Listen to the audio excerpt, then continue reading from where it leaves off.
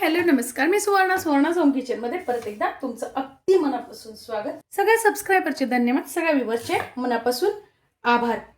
मी आज तुम्हाला खूप छान अशी रेसिपी दाखवणार आहे। ती म्हणजे गावरान रेसिपी आहे, तोंडाला चव आणणारी रेसिपी आहे। ती म्हणजे कोथिंबीरीचा चटका।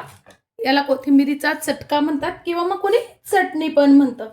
तर बघा, त्यासाठी मी इथे एक जुडी कोथिंबीर घेतलेली आहे। ती स्वच्छ धुवून आणि नितरून घेतलेली आहे। त्यानंतर आपल्याला ती कोथिंबीर पूर्णपणे व्यवस्थित अगदी बारीक चिरून घ्यायची आहे।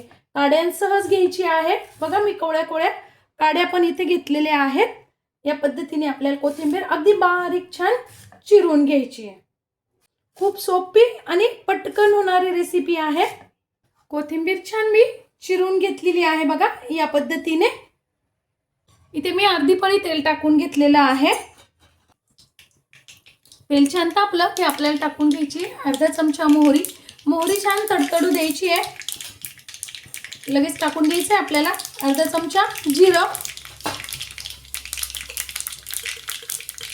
पाव चमचा हिंग आणि थोडीशी कोथिंबीर। अशी कोथिंबीर टाकली ना म्हणजे आपण जे पुढचे मसाले टाकणार आहोत ना ते जळत नाही। बघा, पाव चमचा टाकून घेतली मी हळद, आणि आपण चटका करतोय कोथिंबीरचा त्यामुळे थोडंसं तिखट छान लागतं म्हणून मी इथे 1.5 चमचा तिखट टाकून घेतलेले आहे। तुम्ही तुमच्या चवीनुसार कमी अधिक करू शकता। आणि थोडासा टाकून घेतलाय गूळ। गूळ ऑप्शनल आहे, आवडत असेल तर टाका, नाही टाकला तरी काही हरकत नाही। वाह, काय सुंदर वास पण आला आणि कलर तर बघा किती सुंदर आलेला आहे। आपल्याला अर्धा मिनिट फक्त हे परतायचं आहे आणि टाकून घ्यायची आहे कोथिंबीर।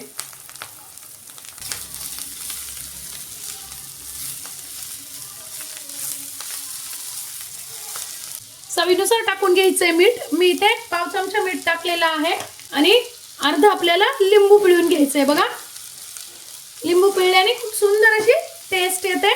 लिंबू जरूर पिळा। वा, 2 मिनिटं छान झाकण ठेवून वाफवून घ्यायचे।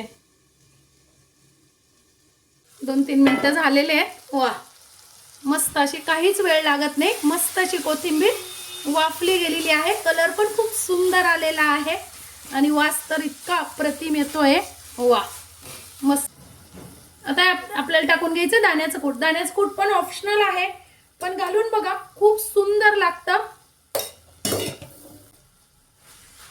वा, मस्त, खूप सुंदर असा आपला कोथिंबीरीचा चटका तयार आहे।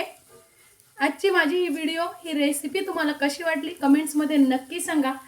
चॅनलवर नवीन असाल तर चॅनलला लाईक, सबस्क्राइब आणि शेअर करा। धन्यवाद।